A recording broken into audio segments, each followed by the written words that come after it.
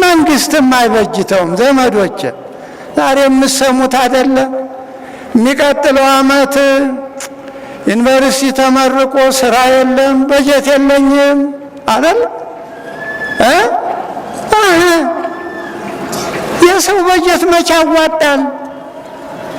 በጀት የእግዚአብሔር ነው ዘመዶች። ሌላውን ተውት። እንደው ጤናው በጀት አይደለም? በየደጁ ያስፈልጋል። ሰዎች እኮ የማይረቡ ሆነው ነው እንጂ በየደጁ ቤተ ክርስቲያን ቢሰራ ኑሮ ትውልዱ ርኅሩህ፣ ቸር፣ እግዚአብሔርን የሚፈራ አረመኔ ያልሆነ። አሁን እኮ አረመኔ ነው። የዛሬዎቹ ስንት አለ። አዎ እገሌ ሞተ የማይባልበት በቁጥር ብቻ ነው መርዶ። ይህን ያህል ሰው እንጂ እገሌ ሞቷል አይባልም ዛሬ። በቃ ዘር የሚባል መርዝ ነሰነሱብን።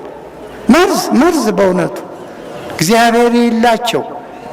በእውነቱ ይህን የተቀደሰ ሕዝብ እንግዲህ ጭካኔ ተመልከቱ እንጂ ስንት አለ በአገራችን። በተለይ በአሁኑ ጊዜ ለመናገርም ጊዜም የለም ቃላትም የለም። በእውነቱ የሚፈጸመው ግፍ ማለት ነው። ሰላማዊ ተቋም፣ የጤና ተቋም፣ የፍቅር ተቋም፣ የአንድነት ተቋም እንደ ቤተ ክርስቲያን ያለ ምን አለ? ሰው ዩኒቨርሲቲ እንኳ ከፈትን ብሎ ለዚህ ለማይረባው ቤተ ክርስቲያንማ ያስፈልጋል። ምንናል? አንዳንዶቹ እነዚህ መናፍስት ይሆኑ አሉ። ድርሳን ምንድነው?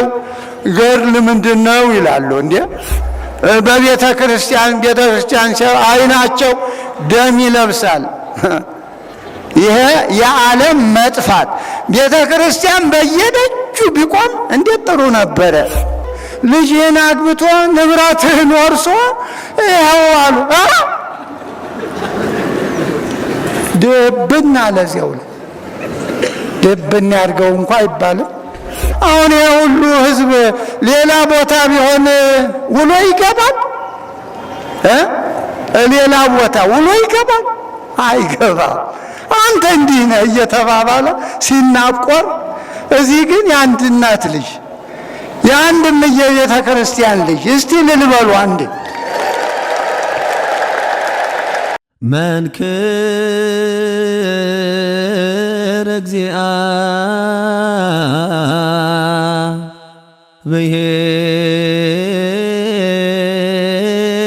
ብሔር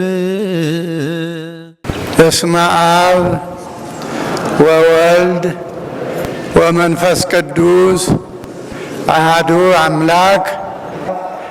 ከሩቅም ከቅርብም የመጣችሁ የእናታችን የድንግል ማርያም የቃል ኪዳን ልጆች የቅዱስ ሚካኤል ወዳጆች እንደምን አረፈዳችሁ?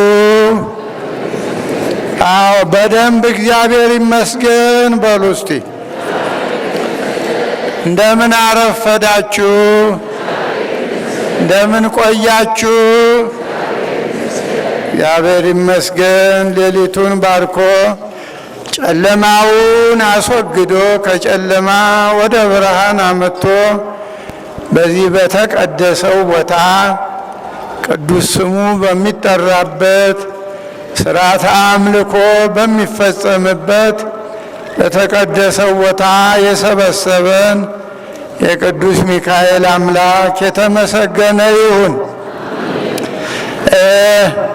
እንግዲህ ትምህርቱ በእውነት እኛ ከምንናገረው በላይ ተነግሯል። ከመነገርም በላይ በስራ እያየ ነው። በእውነት ሩቁ ናቸው አይታይም እንጂ ብሩ የመልካም ገበሬ ምርት መስሎ እዚህ ለመቁጠር እያዳገተ ነው። እና መቼም ትምህርት የሚሰጠው ስራ እንዲሰራ ነው ሰው ሌላም አይደል። ፈጣሪውን እንዲያውቅ ፈጣሪ ያደረገውን ነገር እንዲረዳ ከዚያ ደግሞ ስራ መስራት ነው። ስራ ከሰሩት ሰዎች ተምሮ በዓል ስናከብር ዛሬ በዓሉ የትምህርት ቀን ነው። ለዚህ ምክንያት የሆኑ አሉ። ቅድም ስማቸው የተጠራው ያው ማዕከላችን እግዚአብሔር ሆኖ ቅዱስ ሚካኤል፣ ሕፃኑ ባህራን፣ ቅድስት አፎምያ፣ ቅዱስ ላሊበላ ኢትዮጵያዊ ድንቅ ሥራ የሰራው በዓለም የሌለ እስካሁን ድረስ የዓለም መሐንዲሶች ያልደረሱበት ሕንፃ ያበረከተው ኢትዮጵያዊ መሪ፣ ኢትዮጵያዊ ቅዱስ በዛሬው ቀን ይታሰባሉ። እንግዲህ ሁሉንም ለመናገር አንደበትም ችሎትም ዕውቀትም አይኖርም።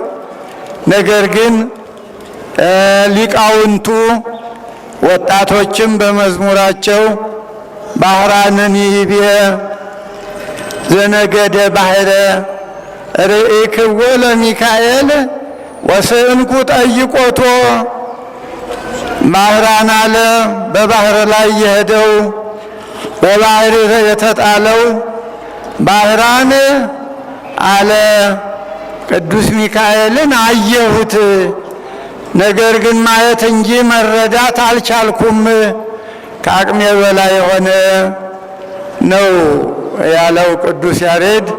እንግዲህ ይህንን ሊቃውንት ወጣቶችም አባቶቻቸውን ተከትለው ዘምረውልናል። እንግዲህ ዛሬ ቅድም እንዳልኳችሁ ራሳችንን የምናይበት ቀን ነው። ራሳችንንና ወቅቱን የትናንቱን ወቅትና የዛሬውን ወቅት እያገናዘብን ዛሬስ እኛ የዛሬ ባህራኖችስ የት እንዳሉ ድርጊቱን መጠቀም አለብን ነው። እንግዲህ ሰኔ 12 ያው እንደምታውቁት ስላወቃችሁትም ነው ይህን ያህል ሕዝብ በቀበሌ አልተቀሰቀሰ፣ ጥሩምባ አልተነፋ፣ አዋጅ አልታወጀ። እምነቱ ቀስቅሷችሁ የእግዚአብሔር ድንቅ ሥራ ቀስቅሷችሁ የቅዱስ ሚካኤል ረዳትነት አማላጅነት በእውነቱ ቀስቅሷችሁ መጣችኋል። ከመጣችሁ በኋላ ደግሞ የበለጠ ማጠንከሪያ እንድንጠነክር ነው። ሌላ ጉልበት የለም። በዓል ስናከብር የበዓሉ ታሪክ ለእኛ ጉልበት ነው፣ ኃይል ነው። በዓለም አዲስ ነገር የለም። ያንኑ ነው ሪሳይክል እያደረገ የምንሰማው። ምናልባት ብዙ ጊዜ እየረሳ ነው ካልሆነ እንጂ ዓለም የመከራ የፈተና ዓለም በተለይም ለክርስትና ኮረኮንች ነው፣ ወጣ ገባ ነው፣ ምቹ አይደለም። እና ይህን የምናየው በዛሬው ቀን ታሪካቸውን በምንተርከው ክፉም ደግም ሰዎች ደጎቹም ብቻ አይደለም። መቼም በዓለም ደግ ብቻ ቢኖርማ እንዴት ጥሩ ነበር። ነገር ግን ሆኖ አያውቅም። ግራ ቀኝ ነው። ክፉዎች በግራ ቀኞች በቀኝ ታሪኩ እንደዚህ ነው። እንግዲህ ዛሬ ቅድም መነሻ እንዳረኩላችሁ መዝሙረ ዳዊት ነቢየ እግዚአብሔር የእግዚአብሔር ልብ የተባለው ራሱ እንደ ልቤ ብሎ የጠራው አገኘሁት ያለው ዳዊት ልዑለ ረሰይከ ጸወነከን አለ። አምባህን መጠጊያህን ረዳትህን እግዚአብሔርን ልዑለ ባህሪ ልዑል እግዚአብሔርን አረክ። እይቀርብ እኩይ አቤከ ይላል። ይህንን ያደረገ ሰው ክፉ ነገር አይቀርበውም ይልና ወደ ታች ቅዱሳን መላእክትንም ለክፉ ነገር መከላከያ ክፉ ነገር እንዳይደርስ እግዚአብሔር በሚሄዱበት ባሉበት በስራቸው በመንገዳቸው ሁሉ መላእክትን እንደሚልክ ይናገራል። እንግዲህ ዛሬ ያው ባህራን ስንል አንድ ሕፃን ዛሬ ምናልባት የሁላችን አባት ብለን እንጠራዋለን። ነገር ግን በሕፃንነቱ ነው ለዛሬው ክብር ለዛሬው ጸጋ እኛ ሁሉ እንድንሰበሰብ ምክንያት የሆነ አንድ የሙት ልጅ ነበረ።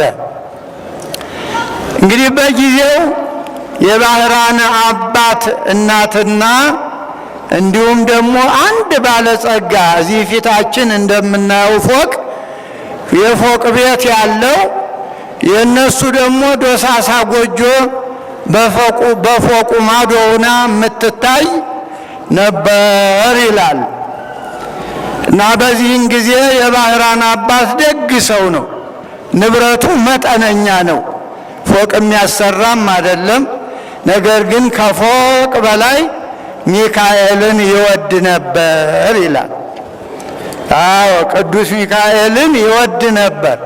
ከመውደዱም የተነሳ በስሙ ድሆችን ጦማዳሪዎችን ሁል ጊዜ በየወሩ የሚካኤል እየሰበሰበ ያገኘውን ደህና ባገኘ ቀን አርዶ ጠምቆ በሌለም ቀን ደግሞ እሱ የሚበላውን ያለውን ጥሬውንም ውሃውንም አቅም የፈቀደውን እየሰጠ ይዘክር ነበር። በተለይ በኅዳርና በሰኔ በበለጠ ተበድሮም ተለቅቶም የግድ በዓል ያከብር ነበር ይላል። በዚህ አንጻር ደግሞ ያ ባለፎቁ ቅድም እንዳልኳችሁ እዚያ ማዶ ፎቁ ሆኖ አሻግሮ ያይ ነበር። ድሆች ሁል ጊዜ ከባህራን አባት ቤት አይለዩም። ሁል ጊዜ በየወሩ የጸናውን ነው እንጂ በየቀኑ የተወሰኑ ድሆች ከዚያ አይለዩም። እና ያ ሀብታም ሰላም ነሳው። እኔ ሀብታም ነኝ እንዴ?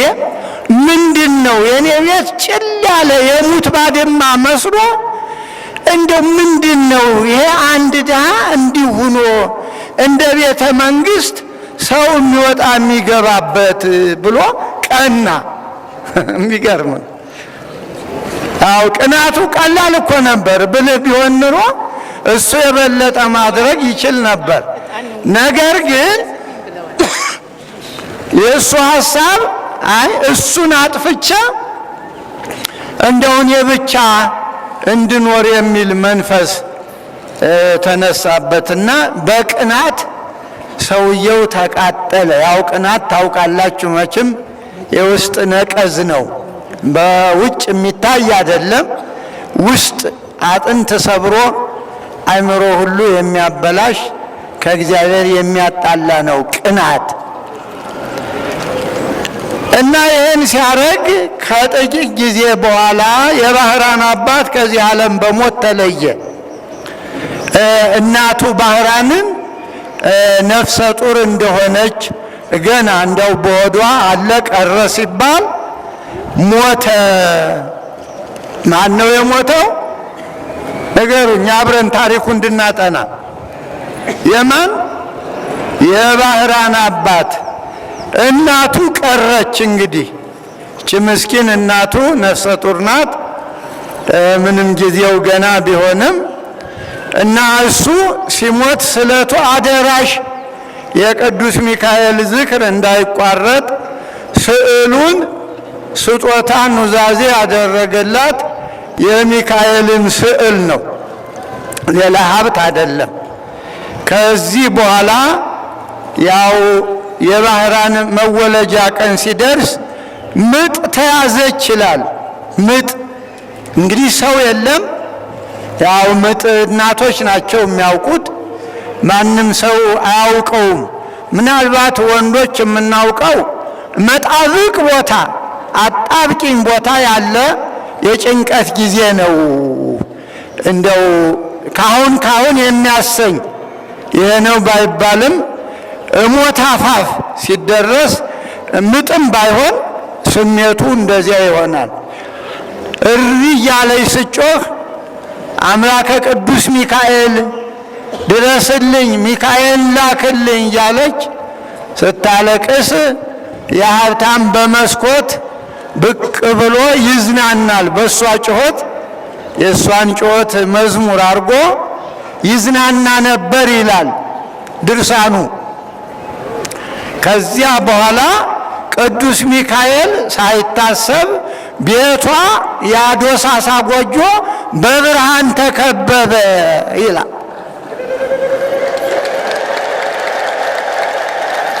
አዎ በደንብ ልልበሉ፣ ጥሩ ነው። እዚህ ላይ ልልበሉ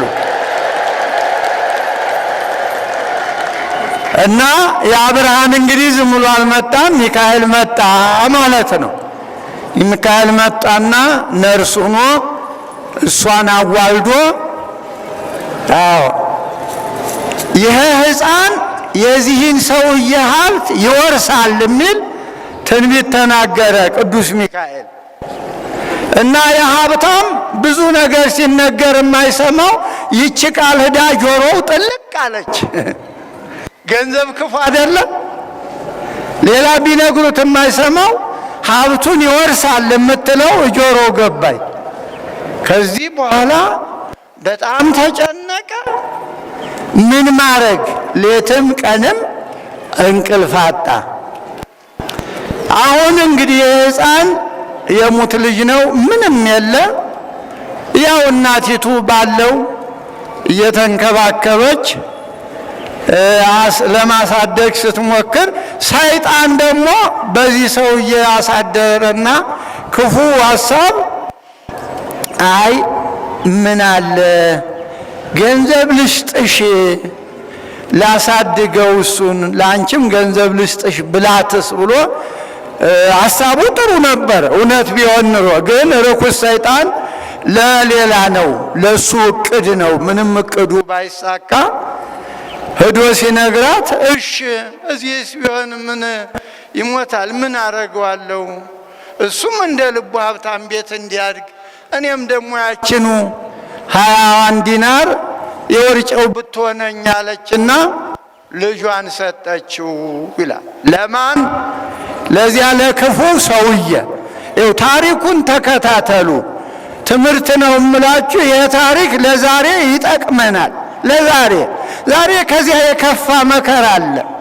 ዛሬ ብዙ ባህራን ሕፃናት መንገዱ ስትዋቸው የከፋ ጊዜ ነው። ያ አንድ ሰው ነው እና እንደውም ቤተ ክርስቲያኗ በእውነት ይህና አንድ ሕፃን ዓለም እንዲማርበት ብዙ ግፍ እያለ አዎ የእግዚአብሔር ድንቅ ሥራ እንዲገለጥ ዛሬ በአንድ ሕፃን ሁሉ የተሰበሰበ እንጂ ስንት አለ በአገራችን። በተለይ በአሁኑ ጊዜ ለመናገርም ጊዜም የለም ቃላትም የለም። በእውነቱ የሚፈጸመው ግፍ ማለት ነው።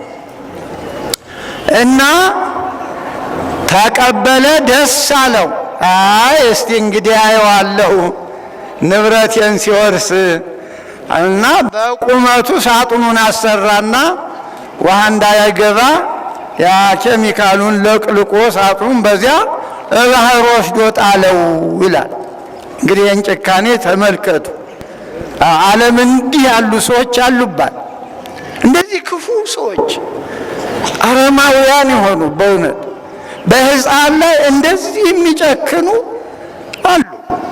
እና ስንማር አይገርመንም። አዲስ ነገር የለም። ጭካኔ ዲያብሎስ እስካለ ድረስ ሰው እንዴት ርኅሩህ ይሆናል? አይሆንም፣ ሰይጣን እያለ።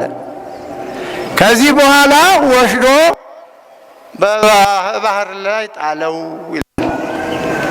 አሁን የባህሩ ሞገድ እየገፋ ይዞ ሄዶ 10 ቀን ያህል የሚፈጅ መንገድ ወደቡ ባህሩ ዳር ይጥላል።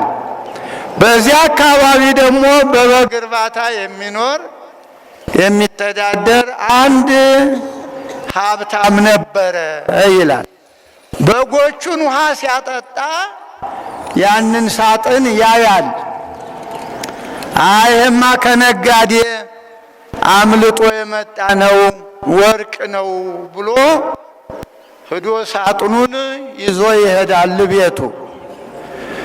ሳጥኑን ይዞ ሄዶ ቤቱ እንግዲህ መክፈቻ የለም እንዳይሰብረው እያለ ሲያሰላስል እግዚአብሔር አነሳሳና ሂድ ወደ አሳ አጥማጆች ወደ ወንዝ ሄደህ በመጀመሪያ አሳ አጥማጁ የሚያጠምደው በአንተ ስም እንዲጣል መረቡ ብሎ እግዚአብሔር ይህን ሕሊና አሳደረበት። ሄደ። ከዚያ ሄደና አሳ አጥማጁን በእኔ ስም መጀመሪያ የምጥለው መረብ የሚገኘው አሳ በእኔ ስም እንዲሆን ብሎ ያው መረቡን ሲጥል አሳው ተገኘ። ያን አሳ እዞ ሄዶ እቤቱ ለዝግጅት ለማብሰል ለምግብ ሲዘጋጅ ሆዱ ሲሰነጠቅ የዚያ ሳጥን ቁልፍ እዚያ አሳ ውስጥ ተገኘ። አይገርምም?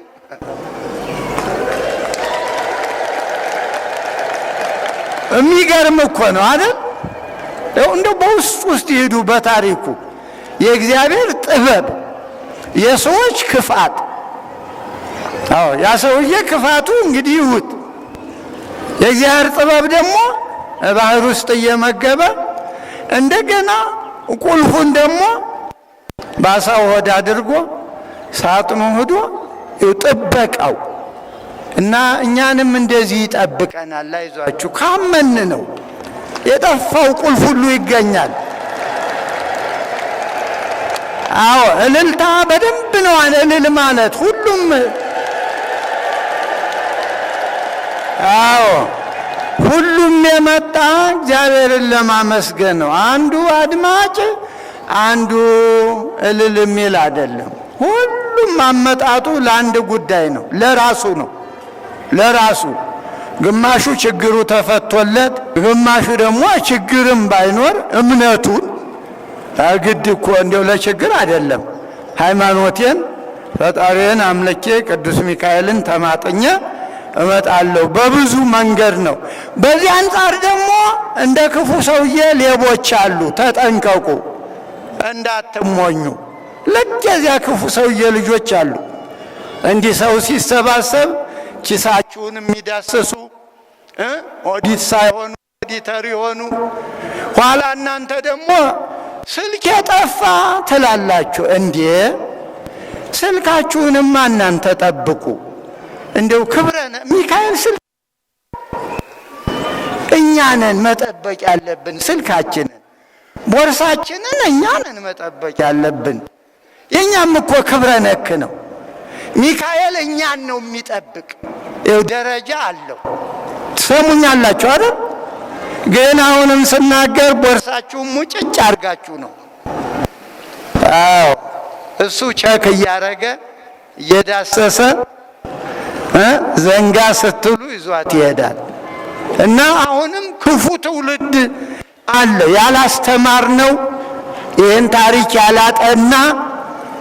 ዝም ብሎ ሰው ሲሰበሰብ እንደው የኳስ ስታዲዮም የሚመስለዋል እዚህም ይመጣል። እና ይህንንም ድኖ እንዲሄድ አይዞህ። ይህን ታሪክ ያጠና ወጣት ምን ችግር አለ? በእውነት ምን ችግር አለ? የጠፋው ነገር የሚገኝ ከሆነ እዚህ ምን ችግር? እየጨነቃቸው እኮ ነው። ሌቦችም ወደው አይደለም፣ ኑሮው ከበዳቸው። ግን በስርቆት አይቃለልም ኑሮ። የባሰ ችግር ውስጥ ነው፣ እርግማን ውስጥ ነው ያለው። እና እዚህ በኋላ ያን ሲከፍተው ሳጥኑን ወርቅ የመሰለ ልጅ የለውም ሰውየው። ምን ፈነጠዘ? እልል አለ። እስኪ እልል በሉ አብራችሁ። አዎ እንደሱ ይሄ ነው እኮ በዓሉ ስናከብረው ያን ሰው ባህራንን ሁነን። አዎ የባህራንን ከባህር ያወጣውን ሰው ሁነን። ዛሬ እኮ ብዙ ወገኖቻችን እምን የተጣሉ አሉ፣ እምን ላይ ተጥለዋል። በእውነት ከዶሳሳ ጎጇቸው ያች እንኳ ቤቱና በእውነት ሰይጣን የሚሰራው ስራ ከዶሳሳ ጎጇቸው ያች ቤቱና ሰይጣን ዛሬ እንኳ አላረፈም። አዎ አላረፈም።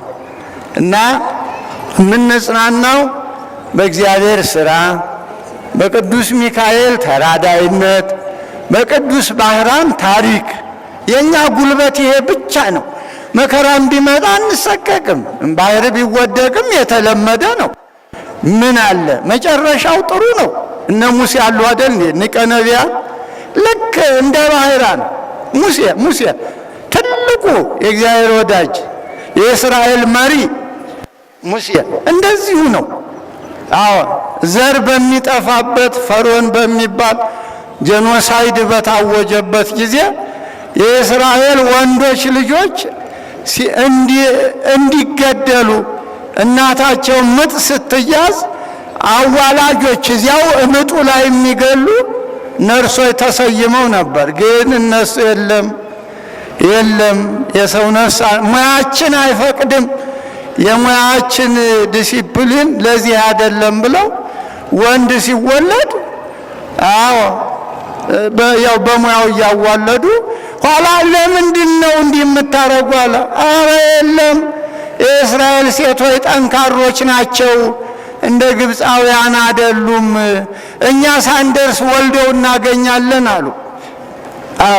ደጋጎቹ እና በዚህ ምክንያት ቤታቸው ተባረከ ይላል። ሲፓራ ፎሃ ይባላሉ ነርሶቹ።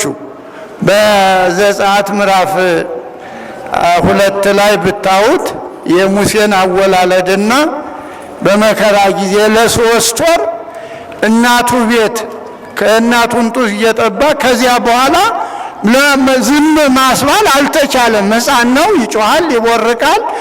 ደግሞ ፈርዖን ከሰማ እንደገና ሊያልቁ ስለሆነ እናቲቱ መላ ፈጥራ እንደዚሁ በሳጥን አርጋ እቄጠማ ውስጥ ደብቃ እህቱን እስቲ በሩቁ ነሽ እንደው የሚሆነውን ተመልከች ብላ የ3 ወር ሕፃን እዚያ ደብቃው። በእውነት እህቱም እንዲህ እያለች ሰው በሄደ ቁጥር ምን ያደርገዋል ስትል አንድ ቀን የንጉሡ ልጅ የፈርዖን ልጅ ለሽርሽር ወደ ወንዝ ስትሄድ ገረዶች አስከትላ እንደ ቅድሙ እንደ ባህራን ሳጥኑን አዩ ይላል።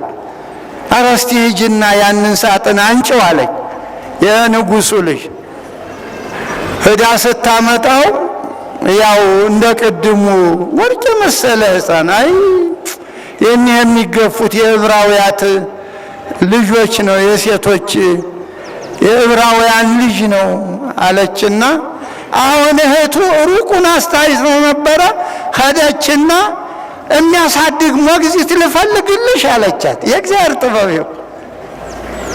እሺ አለች። ሄደችና የገዛ እናቱን ዮካብድ ትባላል፣ አባቱን በረም ይባላል የሙሴ እናቱን ይዛላት መጣች። ለፈርዖን ልጅ ለንጉሡ ልጅ እግዚአብሔር በጥበቡ እናቱ ጋር አገናኘው። በይህን ልጅ ሞግዚቱ ነሽ አሳድጊልኝ ብላ ሙሴ እናቱ ታቅፋው ወደ ቤቱ ገባ። ደስ ይበላችሁ። እንግዲህ እግዚአብሔር ስራ ነው። ዛሬ የባህራን አይደለም የታሪክ ቀደም ብሎ ያለ ነው ማለት ነው። አንዳንዶቹ እነዚህ መናፍስት የሆኑ አሉ። ድርሳን ምንድነው ገድል ምንድነው ይላሉ። እንዴ መጽሐፍ ቅዱስ እያነበቡ ሌላ ምን ስም ቀየርን እንጂ ባህራንና ሙሴ ምን ለውጥ አለው? ስም ነው። ትርጉማቸውም ከወንዝ የተገኘ ማለት ነው። ባህራንም ማለት ዘረከብክዎ እማይ ነው። ሙሴ ማለትም ወልደ ማይ ማለት ሁሉም ስማቸው እና እምነታችንን በትምህርት ሲደገፍ በእውነቱ ጠንካሮች እንሆነ። አለበለዚያ ዛሬ ጊዜው ክፉ ነው። በተለይ በሃይማኖት ላይ የመጣው መከራ ይሄ ነው የማይባል ዓለም ሊጠፋ ሲፈልግ እንደዚህ ይሆናል። የጥፋት ምልክት ማለት እግዚአብሔር ጋር መጣላት ይጀመራል። በቤተ ክርስቲያን አይናቸው ደም ይለብሳል። ይሄ የዓለም መጥፋት። ቤተ ክርስቲያን በየደጁ ቢቆም እንዴት ጥሩ ነበረ። ሰላማዊ ተቋም፣ የጤና ተቋም፣ የፍቅር ተቋም የአንድነት ተቋም እንደ ቤተ ክርስቲያን ያለ ምን አለ? ሰው ዩኒቨርሲቲ እንኳ ከፈትን ብሎ ለዚህ ለማይረባው ቤተ ክርስቲያንማ ያስፈልጋል። ምእመናን በየደጁ ያስፈልጋል። ሰዎች እኮ የማይረቡ ሆነው ነው እንጂ በየደጁ ቤተ ክርስቲያን ቢሰራ ኑሮ ትውልዱ ርኅሩህ፣ ቸር፣ እግዚአብሔርን የሚፈራ አረመኔ ያልሆነ። አሁን እኮ አረመኔ ነው። አረመኔ እንዲህ ሰው የሚያርድ የገዛ ወንድሙን የገዛ እህቱን። እኛ ባህራን እንላለን። ባህራን አንድ ሕፃን ነው፣ አንድ ክፉ ሰው ነው። የዛሬዎቹ ስንት አለ። አዎ እገሌ ሞተ የማይባልበት በቁጥር ብቻ ነው መርዶ። ይህን ያህል ሰው እንጂ እገሌ ሞቷል አይባልም ዛሬ ከመከራው ብዛት የተነሳ ማለት ነው።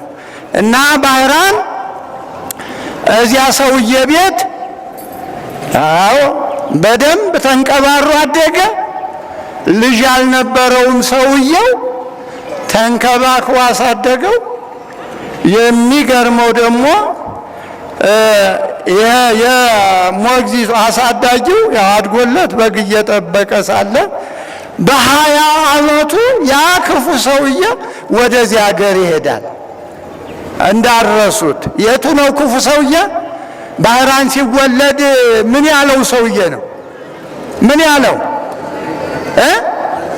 እንኳን ተወለድክ ያለው ነው? ፎቁ ላይ የነበረው እዚያም ፎቁ ላይ ሆነ። ይህን ፎቅ አይደለም ማደራችሁ እንዳታጣሉኝ ደግሞ። አዎ ነገሩ አቅጣጫው ስለሚመሳሰል ነው። እና ያ ሰውዬ መጥቶ የእግዚአብሔር እንግዳ ይላል። የት? ባህራን አለበት ቦታ። አሁን ያ ሰውዬ ማደሪያ እንደው ብሰጠኝ እንደዚህ መሽቶብኝ ሲሉ እንዴት ለእግዚአብሔር ምን አለ ግባ ይለዋል። አሁን ይገባል። አዎ ያው አገራችን እንግዳ መቀበል የተለም በክብር የሚበላውን የሚጠጣውን መኝታውን አዘጋጅቶ በአጋጣሚ ባህራን ብሎ ይጣራል። ያ ባህራንን ያሳደገው ሰውዬ ኋላ ይሄ ሰውዬ ደነገጠ ይላል። ባህራን ሲል ዝም ብሎ ደነገጠ። ምን ማለት ነው አለው ሰውየው። ባህራን ማለት ምን ማለት ነው አለው። አይ ከውሃ ወርቆ ያገኘሁት ማለት ነው አለው። በቃ ነገር ያ ነገር ኔትወርክ መጣ። አሁን የጠፋው ወለል ብሎ የጣለው ልጅ መሆኑ መጣ። ኮምፒውተሩ አሳየው። አሁን ምን ያድርግ? አመቱ ስንት ነው እንደው ካገኛል? 20 አመቱ አለ። ቢቆጥር ልክ ያቺ ቀን ናት። ባህራንን ወደ ባህር የጣለበት ማለት። አሁን ምን ላድርግ አለና ደግሞ ሰይጣን እንደገና ሌላ መርዝ ለቀቀበት። እቤቴ ዕቃ ረስቻለሁና አዎ ዕቃ የረሳሁትን ዕቃ ለዚያ ለመጋቢው ለቤቱ አስተዳዳሪ መልእክት ያድርስልኝ ይለዋል ለባህራን አሳዳጊ። ይሄ ደግሞ የዋህ ደግ ሰው ነው። ምን አለ ታዲያ ይልና አሁንም 20 ዲናር ቅድም እናቱ 20 ዲናር ሽጠዋል። አሁን ደግሞ ይሄ 20 ተቀበለና ደብዳቤውን ይዞ ጉዞ ጀመረ። ያሳዝናል በእውነት ይህ ምስኪን የድሃ ልጅ የሙት ልጅ ሄዶ ጥቂት ሲቀረው እዚያ መንደሩ ማለት ነው እዚያ ክፉ ሰውዬ መንደር ሊደርስ ሲል ቅዱስ ሚካኤል በንጉሥ አምሳል ሰራዊቱ በፈረስ ሆኖ እሱ ድንኩል እያለ ደክሞ ሲሄድ ሲያየው ደነገጠ። አንተ ብላቴና አለው። ኋላ ደነገጠ። ሕፃን ብቻውን ነው እንግዲህ ሰራዊት አለ ንጉሥ አለ እና እጁ እየተንቀጠቀጠ አንተ እሱ ያስከው ምንድን ነው አለው። እና መችስ ራሳችሁን እውት እንግዲህ እንኳን አንድ ሕፃን ሌላም መሳሪያ ታጠቀም ቢሆን ና ሲል ያስደነግጣል።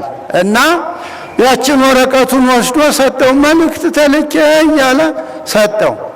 አየና ሚካኤል ደብዳቤው ውስጡ ያ ክፉ ልጅ ያ በባህር የጣልነው ንብረት የሚወርሰው ነው እና ንብረቴን እንዳይወርስ እሱ ነውና እንደደረሰ ሰው ሳይ ሰው ሳይሰማ በስውር ቦታ ገላችሁ ጣሉት የሚል ነው የደብዳቤው።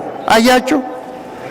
አሁን ሚካኤል ጠጋ አለና እስቲ አንጣው ሲለው ሰጠው አላ ሲልበት የሞቱ ደብዳቤ ተለወጠና ይሄ ልጅ እኔ ዘገያለሁ በስራ ምክንያት እገሊትን ልጄን እንዲያገባ ንብረቴን ሁሉ እንዲወርስ የሚል ደብዳቤ ተገኘ።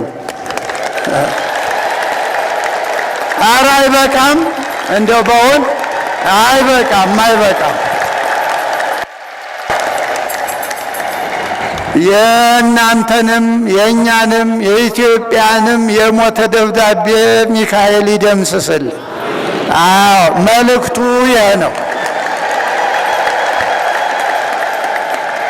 አዎ መልእክቱ ይሄ ነው።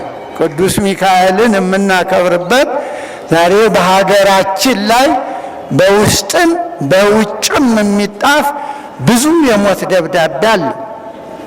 ስራ ላይ የዋለም አለ፣ ገናም ደግሞ አልዋለም አለ እና ቅዱስ ሚካኤል እፍ ይበልበት። አዎ የሕይወት ደብዳቤ አድርግልን። እንግዲህ ታሪኩ ይሄ ነው። አሁን ይሄ ትልቅ ነው ለእናንተ በተለይ ወጣቶች። አዎ የምትዘምሩ የምታገለግሉ ሕንፃውን የምትሰሩ በቃ ሀብት እኮ ከንቱ ነው በእውነት። ካሁን በኋላ ኢትዮጵያውያን እንዲሁ ስለ ሀብት ማስተማር አለብን ከንቱ መሆኑን። ላይብ እኮ አየ ነው። በእጃችን ያለው እንኳ የኛ አይደለም እኮ በኪሳችን ያለው የኛ አይደለም። ይኸው አያችሁ። ልብ ያለው ሰው ካለ እንግዲህ ይህን ማዳመጥ ነው ያለበት። ልብ ከሌለ ምንጊዜም ሲንገበገብ እንደዚያ በሉቃስ ምዕራፍ 12 ቁጥር 16 አለ። አንድ ገብጋባ ሀብታም ዝም ብሎ እግዚአብሔር ስራውን ባርኮለት አየር ንብረቱ ወንዙ ተቀብሎት ገበሬ ነበረ ይላል እና ምሳሌ መስሎ ላይኛው ቁጥር ላይ ክርስቶስ ሲያስተምር አንድ ሰው ወንድሙን ከሶ መጣ ይላል። ወንድሙን ክርስቶስ የመጣ ዓለምን ለማዳን እንጂ የገሌ ርስት እያለ ሊያካፍል አይደለም። እና ለመድኃኔ ዓለም ለክርስቶስ አለው ይላል። አዎ አለው ለወንድሜ ንገረው፣ አዎ በሎ ለሆየ ይክፍለኝ ርስት አለ ይላል። ወንድሜን ርስት ያካፍለኝ ብለህ ንገርልኝ አለው። ክስ ነው፣ ዳኝነት ነው። እና ክርስቶስ ምን አለ? መኑስ የመኒ አንተ ሰውዬ መኑስ የመኒ ከፋሌ ወመኮንነ ላዕሌክሙ በእናንተ ላይ ርስት ለማካፈል ማን ሾመኝ አለው። ይህን ካለ በኋላ ለደቀ መዛሙርቱ ወይቤሎሙ ለአርዳኢሁ ዑቁ ወተዓቀቡ እምነ ኩሉ ትግልት፣ ገንዘብን ከመውደድ ከዚህ ተጠንቀቁ። ሰው ወንድሙን ጠልቶ ገንዘብ የሚወድበት ጊዜ ነው አለ። ወንድሙን ፍርድ ቤት አቆመው። እስቲ ወንድሙን ግን እግዚአብሔር የመጣ ለሌላ ስለሆነ ማን ሾመኝ ልጄ የእናንተን ርስት ላካፍል ለዚህ መች መጣሁ?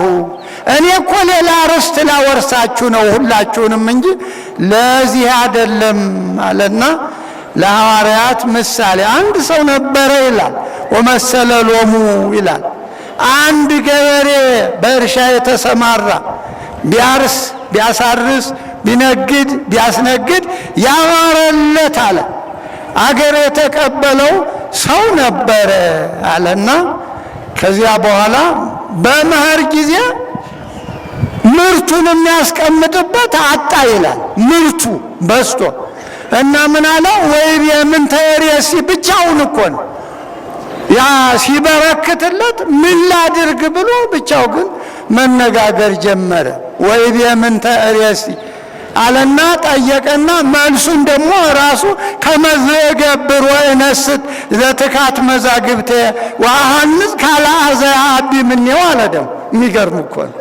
ነርበሱ ነው እኮ ነው። ምርቱ ተከምሮ ሲያው ምን ላድርግ? ይሄ ጎተራው የከረመው አለ፣ አዲስ የለ። ሌላ አዲስ ከዚህ የበለጠ ጎተራ ልስራ ብሎ በረሃ ወረደ። እዚያ ጎተራ ታውቃላችሁ አይደል? ጎተራ ታውቃላችሁ ልጆች አይደል? አታውቁም? አይ ትላልቆች እንደኔ ያላችሁ ታውቃላችሁ። ጎተራ ሲሰራ በረሃ ወርዶ ነው ማገሩ የሚመጣው፣ አዎ እንጨቱ የሚመጣው እና ጎተራ ለመስራት በረሃ ወረደ። እንደዚህ ያደርጋል። ይሄ ገንዘብ ፍቅር ምርቱ ተከምሮ ብዙ ዘዴ ነበረ። እንደ የከረመውን እንደ ቅድሙ እንደ ባህራን አባት ለድሆች ቢሰጥ ምን አለ? አዲሱን እሱ ቢበላ እና የነበረውን እያፈረሰ ልክ እንደ ዛሬ ትውልድ የነበረውን አፍርሶ ሌላ ሰራለሁ አይደል? ዛሬ ያለው የነበረው እኮ ነገር ምንም የለም። በሰው ሕይወትም በዛፉም ጠቅላላ ቅኝ ግዛት ውስጥ ነው። ይኸው የምታዩት ዛፍ የኛ አይደለም። አዎ ቅኝ ግዛት ውስጥ ነው። ባህሉ ወይራ የለም፣ ጽድ የለም። ኖርማል ጽድ የአርቲፊሻሉ የፈረንጅ ነው። ቤተ ክርስቲያን መተከል ያለበት ዘግባ፣ ጽድ፣ ወይራ፣ ዋንዛ፣ ኮሶ በቃ ግራርም ይሁን ከዚያ በላይ አጋምም ማጣጥም ይሁን በቃ አው ሾላው እዚያ ማዶ ይታያል። አሁን ግን የለም። ተራራው ሁሉ ቅኝ ግዛት ወርቋል በእውነቱ። እና እንዴት ያለ ክፉ ጊዜ መጣብን ኢትዮጵያውያን በእውነት እያለን የሌላ ያስመኘን ምን ይሆን ደግሞ? ብዙ ሰው ተምሯል ይባላል። ምን እንደሚማሩን ያላውቅም በእውነቱ። ለሀገር የሚሆን ነገር እና ዝም ብለው ቁመው የሚያውቁ ነው። እና ቤተ ክርስቲያኒቱ ናት ለዚህ ሁሉ እንግዲህ ዛፉም ሲጠፋ ይሄ ነበር እያለች ምን ታስታውስ፣ ሰላም ሲጠፋ አሁን ይሄ ሁሉ ህዝብ ሌላ ቦታ ቢሆን ውሎ ይገባል? ሌላ ቦታ ውሎ ይገባል? አይገባም። አንተ እንዲህ ነህ እየተባባለ ሲናቆር፣ እዚህ ግን የአንድ እናት ልጅ የአንድ የቤተ ክርስቲያን ልጅ እስቲ ልልበሉ አንዴ። አዎ እና አንድነታችን እዚሁ ነው። አገራችን እዚህ ውስጥ ነው። ኢትዮጵያ እዚህ ውስጥ ናት።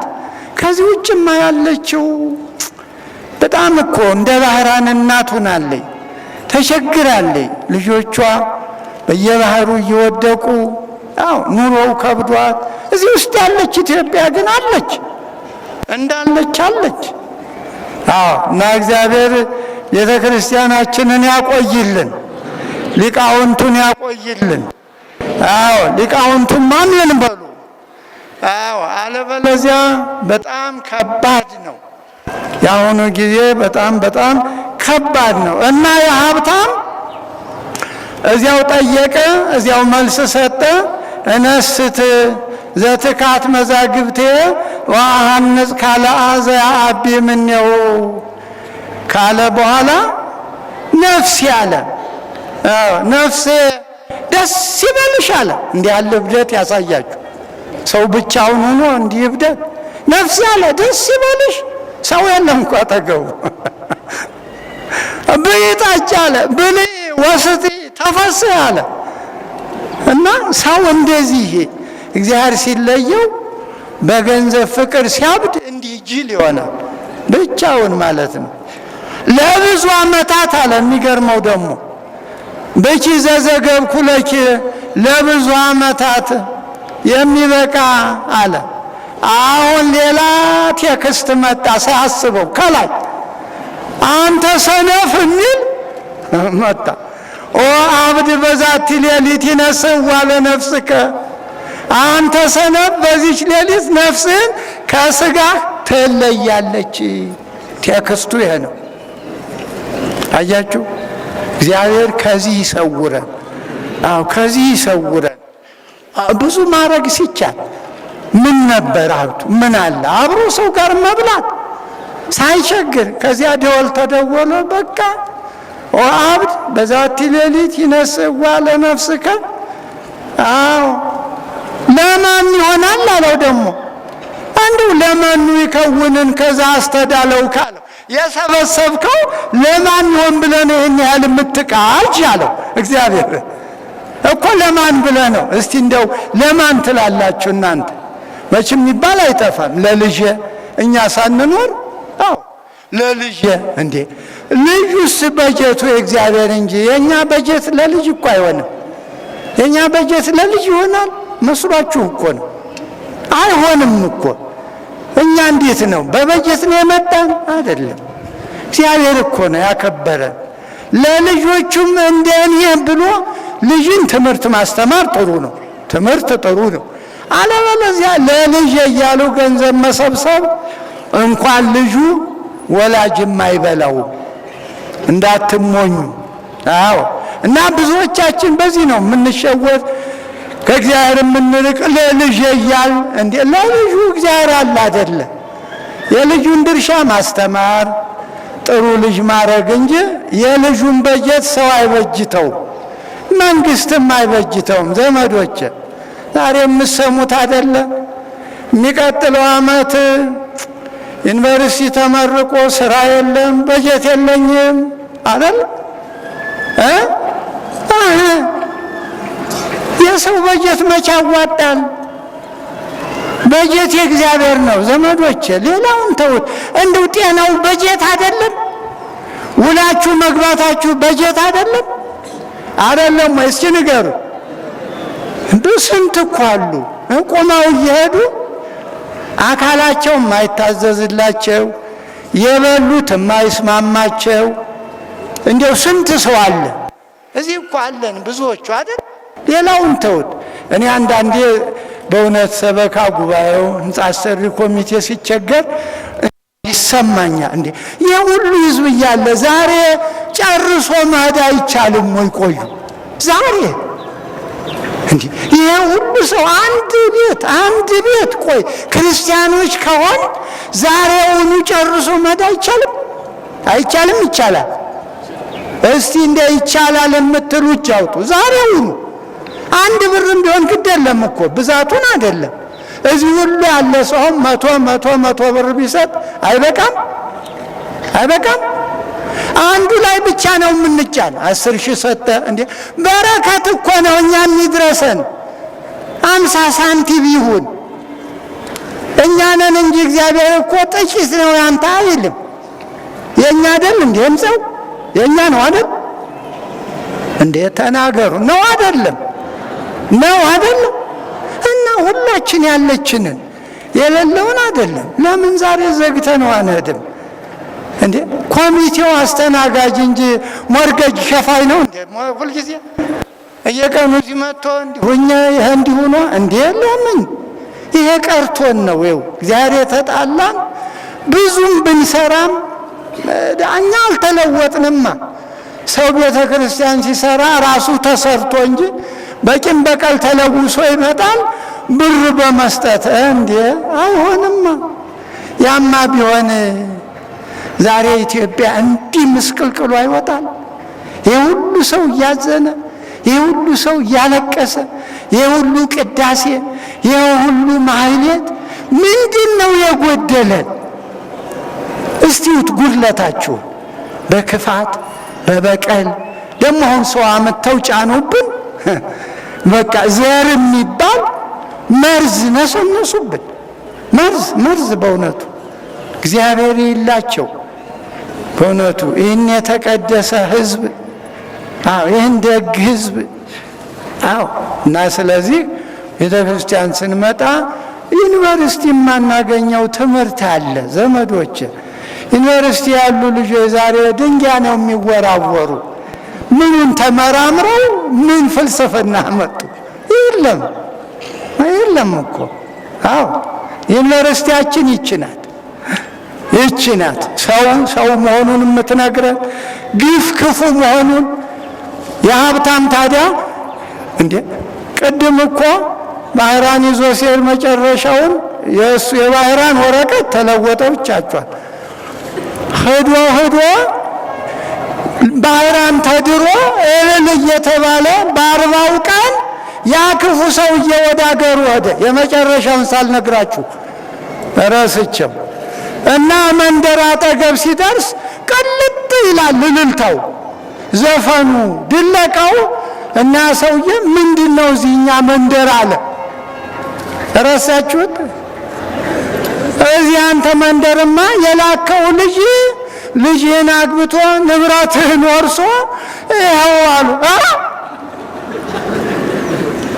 ድብና ለዚያው ድብና ያርገው እንኳን አይባልም እዚያው ከፈረሱ ወደቀ ሞተ አያችሁ መጨረሻው የእግዚአብሔር ቃል አይስት ያ መልአኩ ይህፃን ይወርሳት ያለቻት ቃል እስከ መጨረሻው ሄዳ ሀብቱ ተወረሰ እግዚአብሔር ቃል አይስትም እግዚአብሔር ቃሉ ቢታበል ክረምቱ ይመጣ ነበር አይመጣም ነበር ቃሉ አይቀርም እና ንስሐ እንግባ በርቱ ጠንክሩ ውድ የመንክር ሚዲያ ተከታታዮች እንግዲህ በዚህ ሚዲያ መንፈሳዊ ዝማሬዎችን ስብከተ ወንጌሎችን አዳዲስ እውነተኛ መረጃዎችን በዚህ ሚዲያ ታገኛላችሁና የዚህ ሚዲያ ቤተሰብ እንድትሆኑ ስንል በአክብሮት እንጠይቃለን የመንክር ሚዲያ ታዳሚዎች ሰብስክራይብ ላይክ ሼር ማድረጋችሁን ለሰዎች ማጋራታችሁን አትተው እናንተ የተጠቀማችሁበትን ለሰዎች አጋሩ እናንተ መልእክት ያገኛችሁበትን ሰዎች ጋር እንዲደርስ አድርጉ ይሄንንም የምታደርጉት ሰብስክራይብ ላይክ ሼር በማድረግ ነውና ለሁሉም ተደራሽ እንዲሆን ስል በትዕግስት ስም ጠይቃለሁ መንክር ሚዲያ እኔም ሰብስክራይብ አድርጋለሁ እናንተም አድርጉ መንፈሳዊ መዝሙሮችን መንፈሳዊ ስብከቶችን እንደዚሁም ደግሞ ወቅታዊ የሆኑ የቤተ ክርስቲያን ጉዳዮችን መመልከት ማየት መስማት ከፈለጋችሁ በተለያየ ሶሻል ሚዲያ ላይ መንክር ሚዲያ እንድትከታተሉ እጋብዛችኋለሁ መንክር እግዚአ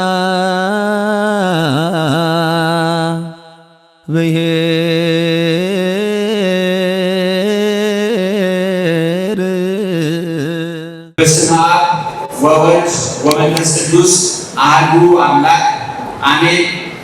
ቀደም ሲል ስማቸው የተዘረዘረው የቤተ ክርስቲያን የልዩ መምሪያ ኃላፊዎች እግዚአብሔርን ብላችሁ ይቅርታውን ቸርነቱን አምናችሁ ከቅድስት ድንግል እናቱና ከቅዱሳን ባለሟሎቹ የሚገኘውን ጥበቃና ምልጃ ተስፋ አድርጋችሁ በዚህ ቦታ እንድትገኙ እግዚአብሔር እግረ ሥጋችሁን ወደ ቦታው እግረ ሕሊናችሁን ወደ ቃሉ ያቃናላችሁ የእግዚአብሔር ቤተሰቦች ወገኖቻችን ኢትዮጵያውያን በእግዚአብሔር ስም እንዴት አደራችሁ? እንዴት አረፈዳችሁ? በሐዘናችንም ሆነ በደስታችን ጊዜ ባተረፍንም ሆነ በከሰምን ጊዜ ጤንነት በተሰማንም ሆነ በሽታ ባጠቃን ጊዜ ስንሞሸርም ሆነ ስንቀበል ከጎናችን የማይለየው ከመካከላችን የማይጠፋው ሐዘኑንና ደስታውን ተቀብሎ አመስግኖና አርፎ የሚኖር ሃይማኖታዊና መንፈሳዊ ልቡና የሰጠን ገደብ ካለፈ ደስታና አንገትን ከሚያስደፋ ሐዘን እየጠበቀ በማዕከላዊ ሕይወት የመራንና የሚመራን የነበረና ያለ ለዘላለምም እንደሚኖር አፋችንን ሞልተን የመሰከርንለት የምንመሰክርለት ልባችንን ሞልተን ያመንነውና የምናምነው የአባቶቻችን አምላክ ልዑለ ባሕርይ እግዚአብሔር እስከዛሬ ስላደረገልንና ወደፊትም ሊያደርግልን ስላዘጋጀው በጎ ነገር ሁሉ ሕያው ቅዱስና ዘላለማዊ ስሙ ይክበር ይመስገን። ይክበር ይመስገን። ወምንት ብነ መፍቅድ ለአንሆ ነገር በእንተ ሁላቁ የመድቦቶሙ ለመላእክት ቅዱሳን ኪያነ ወሬቶሙ ጻድቃነ ዋዲ ንብል ከመሙቱ ያስታምኑ በኪያነ ከማአስታምኑ ወተአሃው አልያን ከመዘለን ውሳን መላእክት እኛን ስለመጠበቃቸው ጻድቃንን ቅዱሳንን ስለመጠበቃቸው ለመናገር ምን ያገደናል? ለምንስ ነገር እናስረዝማለን? ዳግመኛም እንላለን ቅዱሳን መላእክት፣ ትጉሃን መላእክት፣ መንፈሳውያን መላእክት፣ ረቂቃን መላእክት በቦታ በጊዜ በሁኔታ እግዚአብሔር ባዘዘባቸው ባሰማራባቸው ሁሉ የሚገኙ ከቦታ ከጊዜና ከሁኔታ ቁጥጥር ውጭ ነፃ እንዲወጡ እግዚአብሔር የፈቀደላቸው ቅዱሳን መላእክት ስለኛ ይተጋሉ። ታላላቅ ወንድሞች ታናናሽ ወንድሞቻቸውን እንደሚጠብቋቸው ሁሉ እኛንም ይጠብቁናል ብለን እንናገራለን አለ።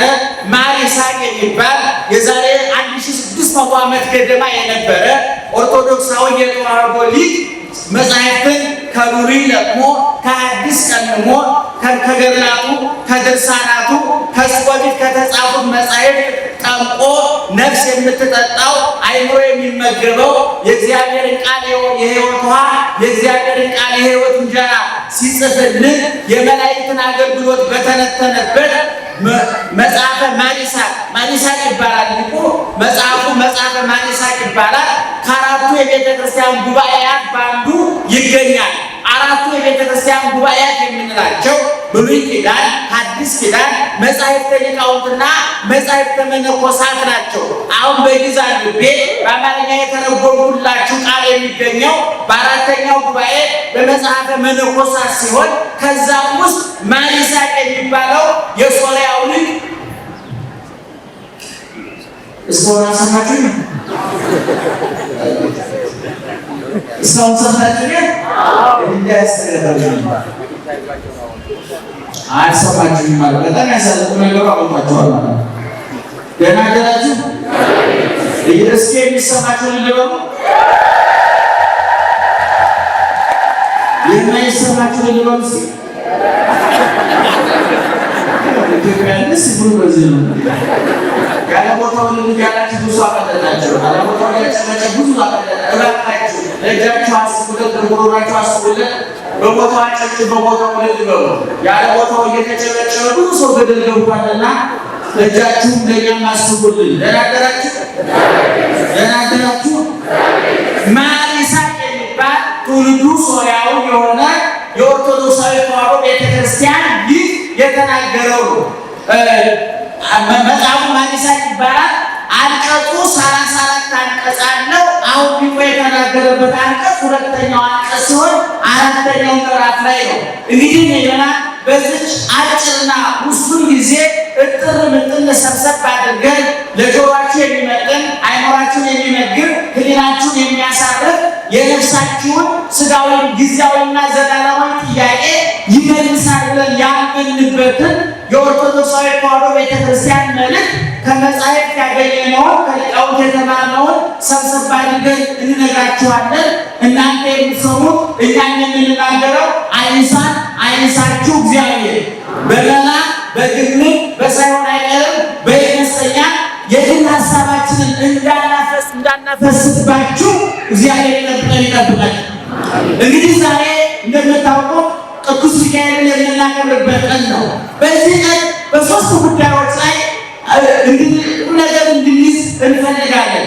አንደኛ ኦርቶዶክሳዊ ተዋሕዶ ቤተክርስቲያን ለመላእክት፣ ለጻድቃን፣ ለቅዱሳን፣ ለእመቤታችን ጽላት ቀርጻ በስማቸው ቤተክርስቲያን አንጻ የመላእክት ድርሳናቸውን፣ የጻድቃን ታምራቸውን፣ የሊቃውንት የመላእክት ድርሳናቸውን የሁሉንም የዕለት ከዕለት ስራቸውን የሚመዘግበውን ስንክሳር የተባለው የተጸነሱበትን፣ የተወለዱበትን፣ የተዳደጉበትን፣ ታምር ያደረጉበትን፣ ግማሾቹ ያደረጉበትን፣ ግማሾቹ የተሰዉበትን ታሪክ የሚናገር ስንክሳር የሚባል በየቀኑ የሚነበብ የቤተ ክርስቲያን መጽሐፍ አለ። በእነዚህ ሁሉ መጽሐፍ ስለ ቅዱሳን፣ ስለ ጻድቃን፣ ስለ መላእክት ከፍ ሲል ስለ እመቤታችን አመስጥራ ተንትና አብራርታ በውዳሴው በቅዳሴው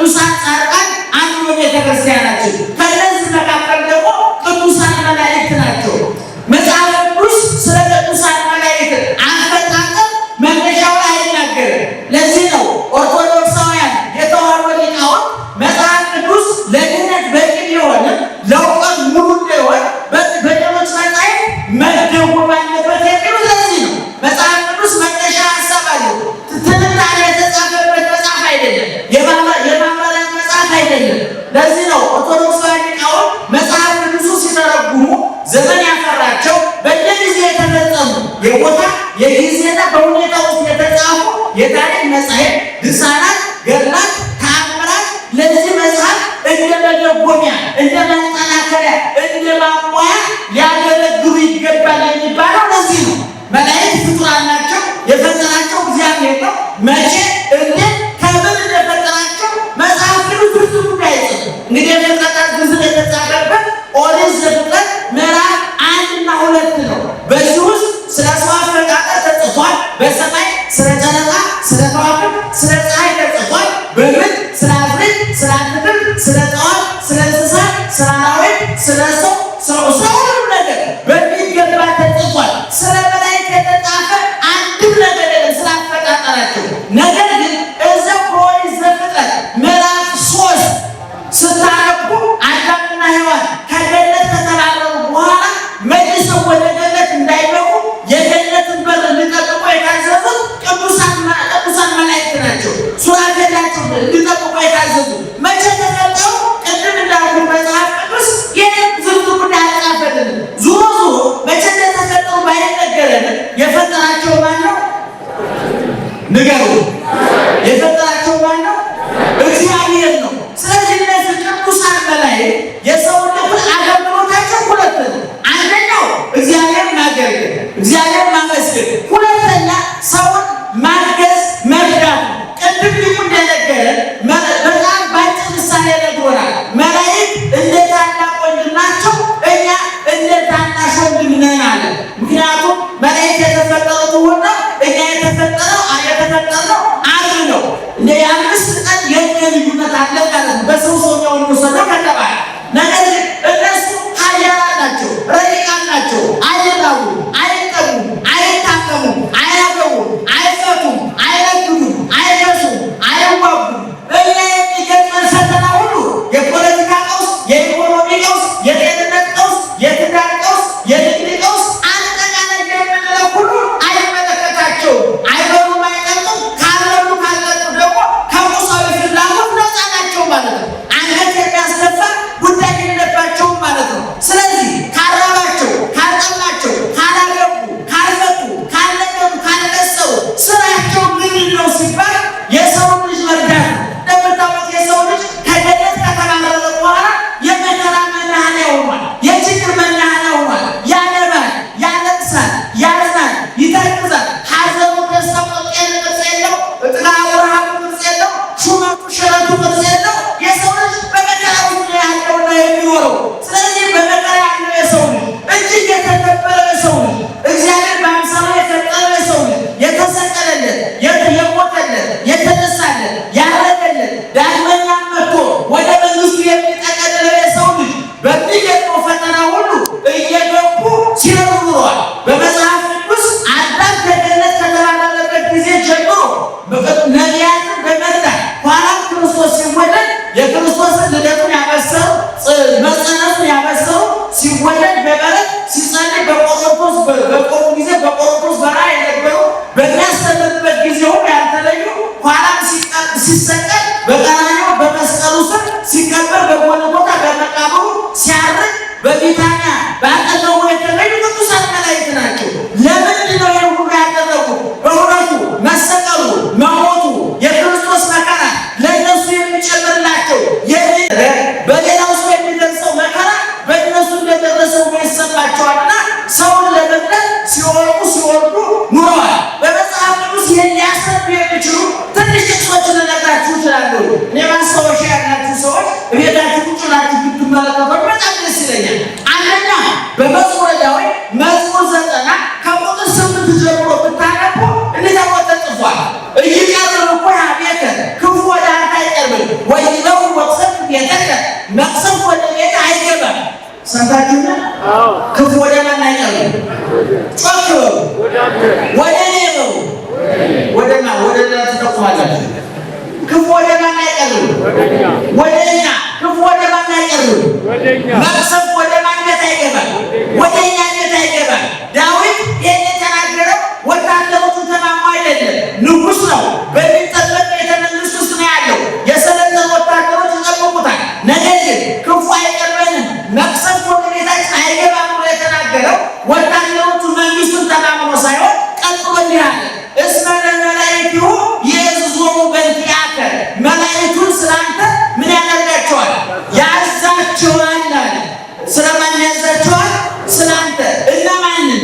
መላእክቱን። እነ ቅዱስ ገብርኤል፣ እነ ቅዱስ ሚካኤል፣ እነ ቅዱስ ሩፋኤል፣ እነ ቅዱስ ራጉኤል፣ እነ ቅዱስ ኡራኤል እነዚህ ኃያላን ረቂቃን በቦታ በጊዜ በሁኔታ ውስጥ እጅግ ከዓይን ብርሃን የፈጠሩ ከድምፅ ብዙ ሺህ ሚሊዮን ጊዜ የፈጠሩ ኃያላን መላእክትን ስለአንተ ያዛቸዋል አለ። ለምን ነው የሚያዛቸው? ወበእዴሆሙ ያነስኡከ ብትወድቅ በእጆችህ ያነሱሃል።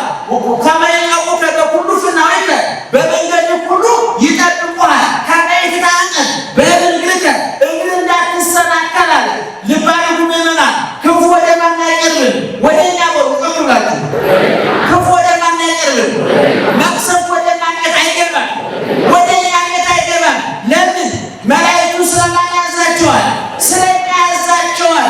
ቅድም የዘረዘርኳቸውን እኛ መስል እግዚአብሔር በሙሉ የሚያውቃቸውን ቅዱሳን መላእክትን ያዛቸዋል አለ። በኦሪት ዘጸአት ምዕራፍ 23 ቁጥር 20 ላይ እንዲሁ ተብሎ ተጽፏል። መላእክት በፊትህ እልካለሁ ወዳዘጋጀውን ምግብ መርቶ ያገባ ዘንድ መላእክት በፊትህ እልካለሁ ብሏል። ማን ያለ? እግዚአብሔር። ማንን ነው የሚልከው? መላእክትን። ማንን ይጠብቁ? እኛን ይጠብቁ። ወደ እስከምንገባ ወዳዘጋጀንን መንግሥተ ሰማያት ወዳዘጋጀንን ሰማያዊ ርስታችን እስከምንመለስ ድረስ ቅዱሳን መላእክት እኛን ይጠብቃሉ።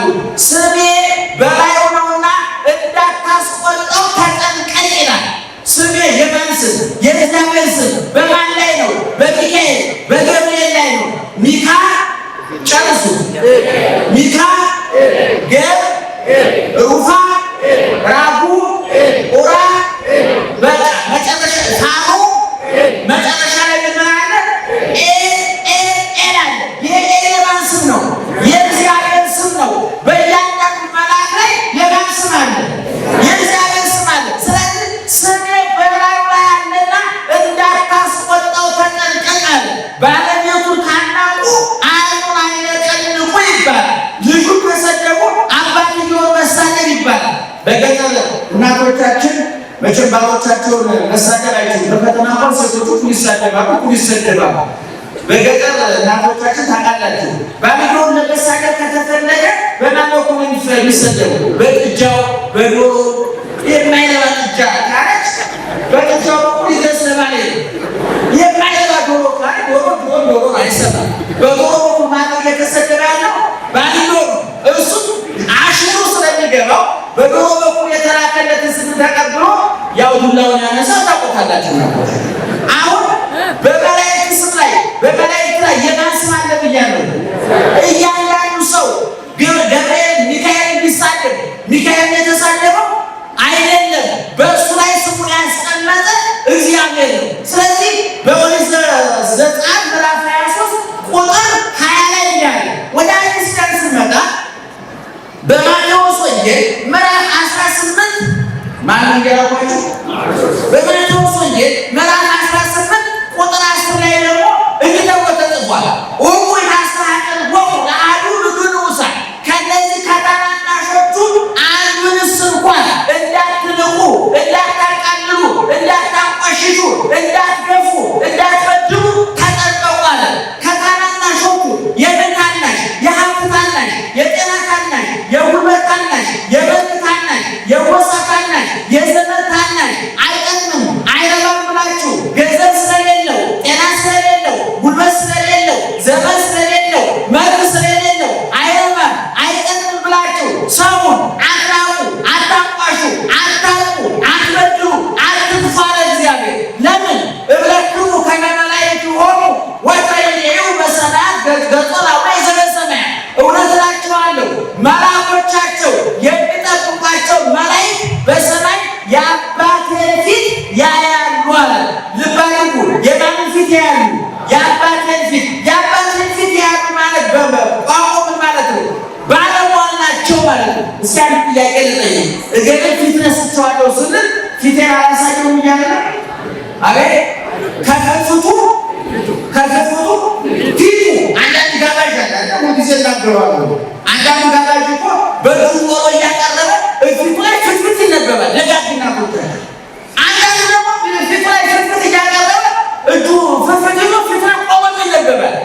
ትንሽ አቅረናል ወጡ ጨምርቶ አይደለ ትንሽ አቅረናል ነበር። ኢትዮጵያዊ ግብዣ አፈርሶም ብላለች። በእውነቱ ይሄ ነው ትክክለኛው ግብዣ። ይሄ ከተማ ግብዣ እውነቱን ለመናገር ኢኮኖሚ እየተጫነ ነው መሰለኝ ሰው ከልቡ ላይ ወጥ ሲያደርግ ራሱ ትንሽ አቅረናል ነበር ይባላል። ናቶች ይባላል እንደው እንጀራ ጨምርቶ ነበር እንደ እንግዳ ነው ጥሩ አይደለም። ይሄ ከፍቱ ፊት ይባላል። ስለዚህ ጌታ ምን አለ? መላእክት በሰማይ የማንን ፊት ያዩዋል? የእግዚአብሔር ፊት። ቅዱስ ገብርኤል ስራው ሲናገር ምን አለ? አለው እቱ ገብርኤል ዘቀውም በእግዚአብሔር በማን ፊት የምቆመው አለ? በእግዚአብሔር ፊት የምቆመው እኔ ነኝ አለ። ፊቱን አየዋለሁ ባለሟል ነኝ አለ። ቅዱስ ዳዊትን በጽባህ እቀውም ቅድሜከ ወአስተርኢከ ይለኛል በጧት በፊት ቁሜ አመሰግናለሁ አለ። ፊት ማለት የተወዳጅነት የባለሟልነት የቀናነት ምልክት ነው። ስለዚህ ታናናሽ ናቸው ብላችሁ የምትንቋቸውን ሰዎች አታጥቋቸው፣ አትናቋቸው አለ። እናንተ የራቃችኋቸውን ሰዎች የሚጠብቁ መላእክት ተመድበውላቸዋል። ምናልባት ትልልቅ ባለስልጣኖችና ዝነኛ የሚሉ ሰዎች ጋርድ አላቸው ይባላል። ምክንያቱም እግዚአብሔር እንደሚጠብቀው እርግጠኛ የሆነ ሰው ጋር ማቆም አለበት። መቼም ከጋሩ ከእግዚአብሔር ተጣልቶ ኑሮ አይቻልም። ስለዚህ የሰለጠኑ ወታደሮች አሉ ባለስልጣኖችን የሚጠብቁ። ይሄ በየሜዳው የወደቀ ኑሮ የከዳው ጤና የከዳው ዘመን የከዳው ኑሮ መወዳደር አቅቶት ጥግ ይዞ ሞቱን የሚጠብቀው ሁሉ ጋር የለውም መላእክት ይጠብቀዋል። ዘመን የለውም ቅዱስ ገብርኤል ይጠብቀዋል። ስለዚህ አትናቋቸው፣ አታቃሏቸዋል። ስለዚህ ምእመናን ኦርቶዶክስ ተዋሕዶ ቤተክርስቲያናችን እናታችን ስለ መላእክት ድርሳናቸውን ጽፋ ጽላት ቀርጻ ቤተክርስቲያን አንጻ የስማቸው መጠሪያ እንዲሆን ያደረገችው በልቦለድ በፈጠራ በሳይሆን አይቀርም በግምት አይደለም። አስራው መጻሕፍትን ጉባኤያትን መጽሐፍ ቅዱስን መሰረት አድርጋ ነው የዚህ ታላቅ ቤተክርስቲያን ልጆች እንዲሆን የፈቀደልን እግዚአብሔር ክብርና ምስጋና ይግባው። እንግዲህ ዛሬ ታላቁ መልአክ ቅዱስ ሚካኤል ቅድም ክብራቸው ከዘረዘርናቸው ቅዱሳን መላእክት መካከል አንዱ ቅዱስ ሚካኤል ነው። ሚካኤል ማለት ማን እንደ እግዚአብሔር ማለት ነው። ማን እንደ እግዚአብሔር ማለት ነው። ዛሬ ቅዱስ ሚካኤል ትልቅ ስራ ሰርቷል። ሶስት ታሪኮች አሉ። በዛ ነው ሁሉንም አንተረክም። በአጭሩ በተወሰኑ ደቂቃዎች ግን እናጠቃልላለን። አንደኛ በ350 ዓመተ ምህረት ገደማ ከዛሬ 1600 ዓመት በፊት ማለት ነው በእስክንድርያ የጣዖት ቤት ነበረ። ጣዖት የሚያመልኩበት መስዋዕት እየሰዉ በሬውን ላቁን በጉር ፍየሉን እያረዱ የሚያሟርቱበት ነበረ። ክርስትናን ከመጣ በኋላ ክርስቲያኖቹ አስተማሪ ከማጣት የተነሳ ያንን ቦታ እንደ ባህል አድርገው እንደ ልማድ አድርገው ያመልኩበት ነበር፣ ይሰበሰቡበት ነበር። ከዛ በኋላ ለእስክንድሮስ የተባለው ሊቀ ጳጳስ ያንን ሲመለከት አዘነ። ያንን ቦታ አፈርሰዋለሁ ብሎ ተነሳ። አባታችን ከጥንት የመጣ ሲያያዝ የመጣ ልማድ ነው፣ ባህል ነው፣ አታፍርስብን፣ መሰብሰቢያ ምክንያት የለንም አሉ። እሱ ያንን አፈራረሰና እንደባቸው ታሪክ የሚገራችሁ ብዬ ነው። አፈረሰና በዛ በጣዖቱ ቦታ ባይዳምቆ ሲፈጸምበት የነበረው ቦታ አድቶ ቀድሶ ባርኮ እዛ ቦታ ላይ በቅዱስ ሚካኤል ስም ቤተክርስቲያን ሰርቶ ያ ቦታ በቅዱስ ሚካኤል ስም እንዲጠራ አደረገ። ሰይጣኑ በመላእክት ተተካ፣ ርኩሰቱ በቅድስና ተተካ። ሲሟረትበት መተት ሲመተትበት የነበረው ቦታ የእግዚአብሔር ቃል የሚነገርበት እግራ የሚታበስበት ብሶት የሚተነፍስበት የተሰበረ የሚጠገንበት የታመመ የሚፈወስበት ቦታ አደረገ። አንዱ የተፈጸመበት ቀን። ሁለተኛ ባይራ በውስጥ ባይራ የሚባል ለዚህ ምናምን ብዙዎቻችን ተወቅ ትላላለ። በዛው በቅዱሳን ሚካኤልና በስንክሳር ውስጥ የተጻፈ እንዲህ የሚል ታሪክ አለ። ዋሉ ብእሲ አንድ ቅዱስ ሚካኤል በዚህ ቀን ብዙ ተአምራት አድርጓል ይላል ስንክሳሩ። ወእምኔሆሙ ከእነዚያ መካከል አንዱ እግዚአብሔር የሚያመልኩ እግዚአብሔር የሚፈሩ ሁለት ባልና ሚስቶች ነበሩ። በሕይወታቸው የሚባቁ የሚደማመጡ የሚስማሙ ፍቅር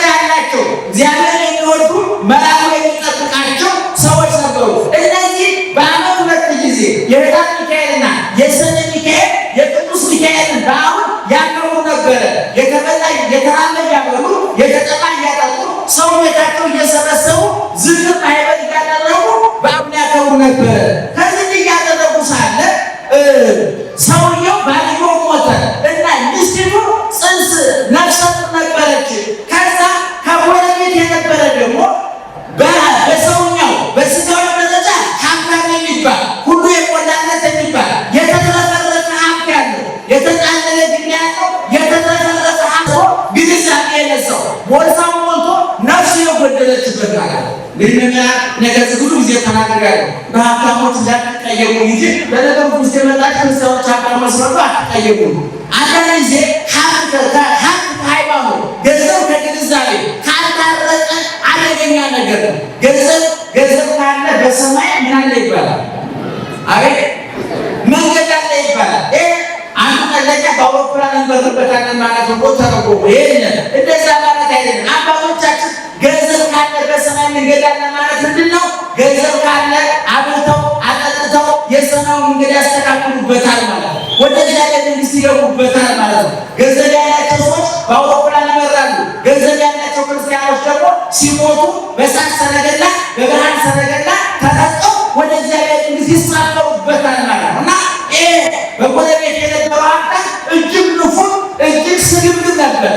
ታላቁ ሊቅ ዮሐንስ አፈወርቅ ስግብግብ ሰዎች ገንዘብ ያላቸው ሰዎች ሀብታሙን ይጠሩታል፣ ድሃውን ይጠሩታል፣ ዘመዶቻቸውን ይጠላሉ አለ።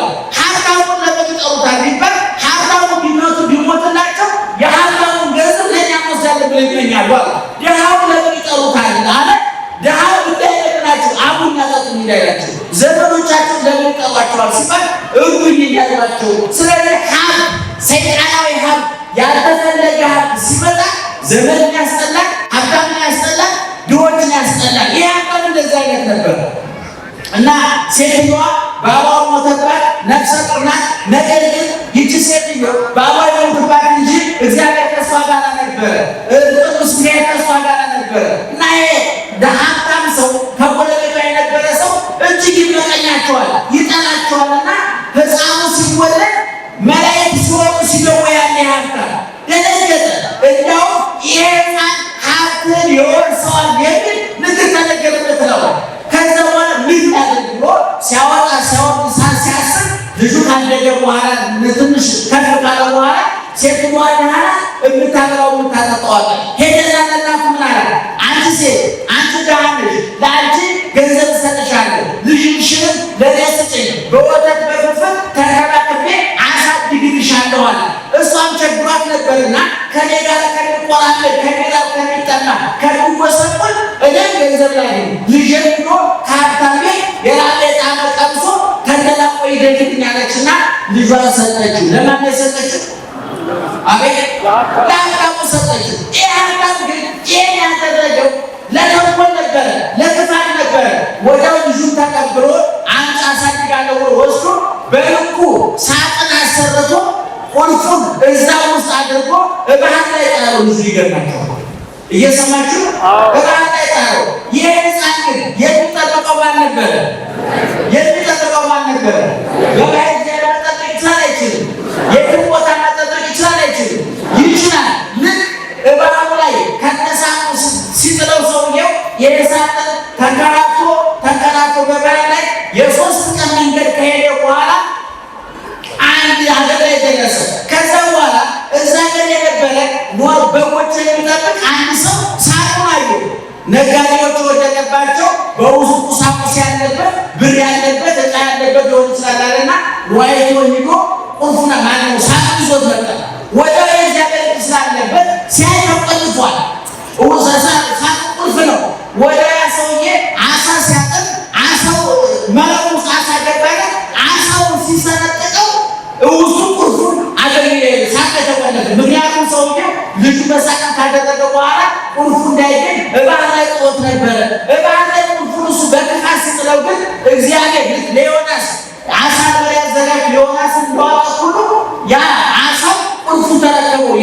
የሰውየው የወረው ከዛ በኋላ ወጡን ቀዶ ሲያወጣ ሰው ቁልፉን አገኘ። ከፍቶ ምን የመሰለ መልካም ውብ ቆንጆ ልጅ አገኘ። ከዛ ወስዶ አሳደገ። የሚገርማችሁ ነገር ያ ባላቱ ሕፃኑ ያገኘው ባይራን ያገኘው ሰውዬ ልጅ ያልነበረው ሰው ነበረ። ይሄ ነው ጀግንነት ማለት ምዕመናን። ያ ልጅ አይወለድ ይችላል። ልጅ መውለድ የጥጥ ምልክት አይደለም፣ የቅድስና መለኪያ አይደለም። ሺማው ብዙ ብትወልድ የንግሥተ ሰማያት የሄደው ወረቀት አይደለም። ሔዋን 60 ወልዳ የተገደቡ ልጆቹ አይታወቁም። ድንግል ማርያም አንድ ወልዳ አንዱ በቃ 50 ቢወለድ 50 ነው ጉዱ ከተባረከ ይበቃላል። ስለዚህ ያ ሰው የወሰደና እቤቱ አሳደገው። ስሙን ባይራን ብሎ ጠራው። ባይራን ማለት ከባህር የተገኘ ማለት ነው። ያ ክፉ ባለጸጋ ስራውን ሰርቶ ልጁን ጥሎ ሞተልን ብሎ ተገላግሎ እፎይ ብሎ ሲቀመጥ ከዕለታት አንድ ቀን ለግን ሩቅ አገር ሄደና እንዳጋጣሚ ከማለት ያልፋል። ከዚህ ሰውዬ ቤት አልፎ እየተስተናገደ ሳለ ያ ሰው ባይራቅ ብሎ ጠራን። ልጁ እንዴ አዲስም ነው እስከዛሬ ሰምቼው አላውቅም፣ ለግን ባይራቅ ያልከው አይ ከባህሩ ስላገኘሁት ነው። እንዴት ያገኘው? በሳምንት ተጥሎ አገኘሁት።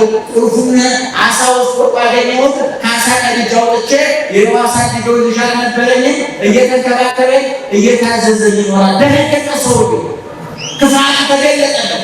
አሁን ከረፋባላት ምን አለ? እባክህ አለው ሰውዬው፣ እቤቴ ትልቅ ጉዳይ ረስቼ መጣሁኝ፣ መልዕክት እንዳደርስልኝ ልጅን ፍቀድልኝ አለው። ባህራን ተጠራ። ትላካበት እሽሞች ነሶ እላካለሁ አለ። ሰውዬው ደብዳቤ አለቀቀና ይህን ደብዳቤ ይዞ የሚመጣው ሕፃን ሰው ልጅ ወጣት ማለት ነው እንዳገኘው እንደወረደ ግደለውና ጉድጓድ ውስጥ ጣለው ብሎ ለዘጋዩ ላከ። ደብዳቤውን አለቀለ።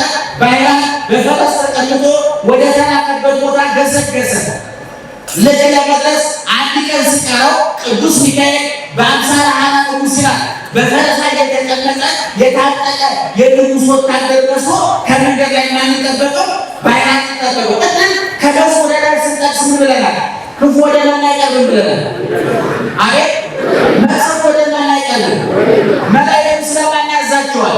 እያንዳንዱ ጠባቂ መልአክ አለ። እያንዳንዱ ተከታታይ መልአክ አለ። የተወደቀ ምን በላ ምን ጠጣ የሚሉ ጠባቂ መላእክት አሉ። አሁን ባህራን የሞቱን ደብዳቤ ይዞ ደብዳቤ ውስጥ የሚለው ምንድነው? ይሄ ሰው ይህን ደብዳቤ የሰጣችሁ ወደ ደብዳቤውን አንባችሁ ገድላችሁ በጉድጓድ ውስጥ ቅበሩት የሚል ነበር። ባህራን ያቀን በየዋህነት በቅንነት ደብዳቤውን ይዞ ገሰገሰ። ቅዱስ ሚካኤል እምድር ላይ ጠበቀና አንተ ልጅ ወዴት እየሄድክ ነው አለው። ተልኬ ከየት እንዲታደ ቦታ ወደዚህ ቦታ ምን ያሰው ደብዳቤ ለማንስ አዲስ ተብዬ እስካቀዋል እንግዲህ ወታደር ነው የታጠቀ ነው። ለባህራን ሲገለጠ ቅዱስ ሚካኤል የታጠቀ የንጉሥ ወታደር ነው ሰው የተገለጠለ እና ተገለጠና ሌላ ምንም አላደረገ። ቅዱስ ሚካኤል እፍ አለ፣ ተነፈሰ። በኋላ የሞት ደብዳቤ እንደደረሰ ገድላችሁ ቀበሩ የሚለው መልክ ወደዚህ ተለወጠ። እኔ እቆያለሁ፣ ንጉሡ ያቆየኛል፣ በቅርብ ጊዜ አልመጣም።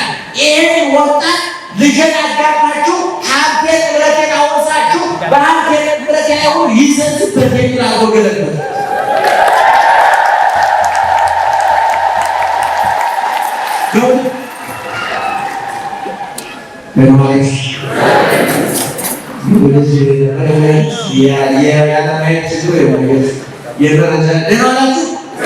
ስለዚህ አሁን ባህራን ደብዳቤው ደረሳቸው። ሰዎቹ ደብዳቤውን ተቀብለው ድግሳቸውን ደግሰው ልጁን ጋር አገባ። ባህራን ተሞሸረ። ከስንት ቀን በኋላ ሰውየው ሲመጣ በዛ አካባቢ ይዘፈናል፣ እልል ይባላል። ምንድነው ብሎ ጠየቀ።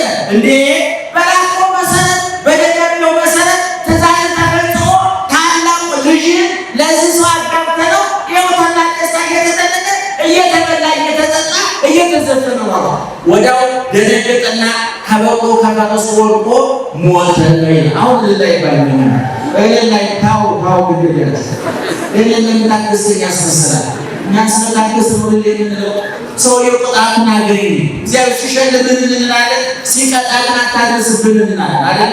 ከዛ በኋላ ባህራን በዛ ቤት አናጺ ሆኖ መጋቢ ሆኖ የቅዱስ ሚካኤል ቤተክርስቲያን አሰርቶ ቅስና ተቀብሎ እያገለገለ በሕይወት በሰላም በጤና እድሜውን ፈጽሞ አረጀና አረፈ፣ ወደ ክርስቶስ ሄደ ይላል። ይሄ ድርሰት ባጭሩ ምዕመናን ይህን ሕፃን የጠበቀው ማን ነው? የተከታተለው ማን ነው? በእያንዳንዳችን ላይ የተጻፉ የመከራ ደብዳቤዎች አሉ። በየቢሮ የሚጻፉ ደብዳቤዎች አሉ።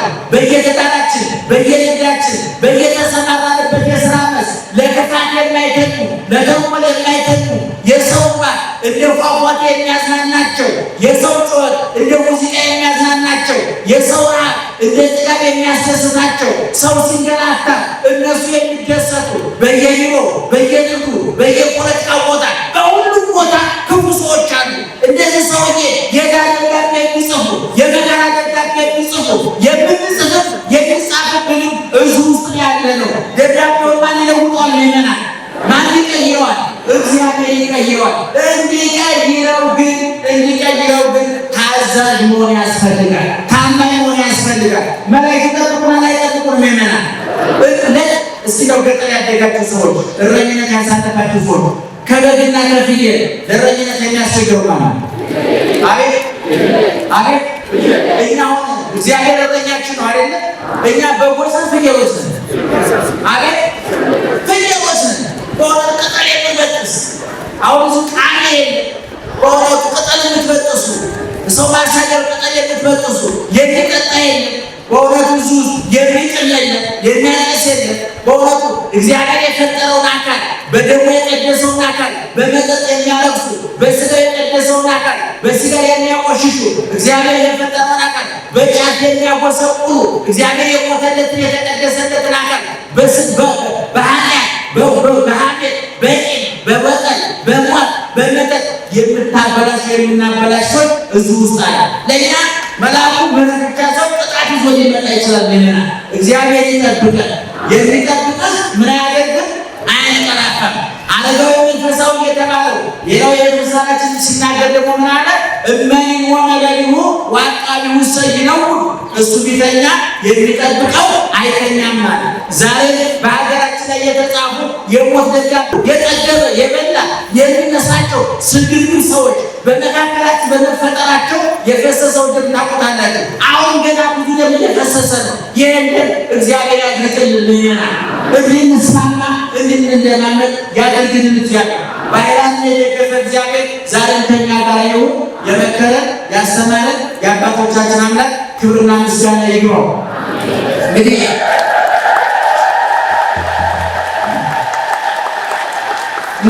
የደብራችን አስተዳዳሪ መጋቢ ሃይማኖት ጥሩነህ መልሳን በእውነት ትልቅ ባለሙያ ለቤተ ክርስቲያን የቤተክርስቲያን ትምህርት የተማሩ በዘመኑ ደግሞ እስከ ማስተርስ ድረስ ትልቅ ሙያ የተማሩ ናቸው። የዚህ ሰውን የምለካው በእውቀቱ ሳይሆን በእምነቱ ነውና ሃይማኖት ያላቸው ትልቅ አባታችን ናቸው። ይህን ህንፃ በጊዜ ገንብተን ማጠናቀቅ ይኖርብናል። በእውነት እኛ ህንፃውን በሲሚንቶ በብሎኬት በአሸዋ በኮረት በብረት በቀለም በቆርቆሮ በፌሮ እናስዋለን እናስጣዋለን። እግዚአብሔር ደግሞ ቀራንዮ ላይ ወጥቶ በፌሮ ሳይሆን በችካር እኛን ገንብቶናል። በውሃ ሳይሆን ደሙን አጠጥቶ በሲሚንቶ ሳይሆን በስጋው ለስኖ በፌሮ ሳይሆን በመስቀሉ አቆ በግንበኞቹ ሳይሆን በመላእክቱ አስቦ እኛን ይጠብቀናል። እንገንባ እንገንባ እንስራ እንሰራ እንነገር እንነግር እንስማ እናሰማ። ረጅም ራሳችን አሳጥረን ጆሮአችን አስፍተን ሲነገረን የምንሰማ ስንናገር የምንሰማ። ውድ የመንክር ሚዲያ ተከታታዮች እንግዲህ በዚህ ሚዲያ መንፈሳዊ ዝማሬዎችን፣ ስብከተ ወንጌሎችን፣ አዳዲስ እውነተኛ መረጃዎችን በዚህ ሚዲያ ታገኛላችሁና የዚህ ሚዲያ ቤተሰብ እንድትሆኑ ስንል በአክብሮት እንጠይቃለን። የመንክር ሚዲያ ታዳሚዎች ሰብስክራይብ፣ ላይክ፣ ሼር ማድረጋችሁን ለሰዎች ማጋራታችሁን አትተዉ። እናንተ የተጠቀማችሁበትን ለሰዎች አጋሩ። እናንተ መልእክት ያገኛችሁበትን ሰዎች ጋር እንዲደርስ አድርጉ። ይህንንም የምታደርጉት ሰብስክራይብ፣ ላይክ፣ ሼር በማድረግ ነውና ለሁሉም ተደራሽ እንዲሆን ስል በትዕግስት ስም እጠይቃለሁ። መንክር ሚዲያ እኔም ሰብስክራይብ አድርጋለሁ፣ እናንተም አድርጉ። መንፈሳዊ መዝሙሮችን፣ መንፈሳዊ ስብከቶችን እንደዚሁም ደግሞ ወቅታዊ የሆኑ የቤተ ክርስቲያን ጉዳዮችን መመልከት፣ ማየት፣ መስማት ከፈለጋችሁ በተለያየ የሶሻል ሚዲያ ላይ መንክር ሚዲያ እንድትከታተሉ እጋብዛችኋለሁ። መንክር እግዚአ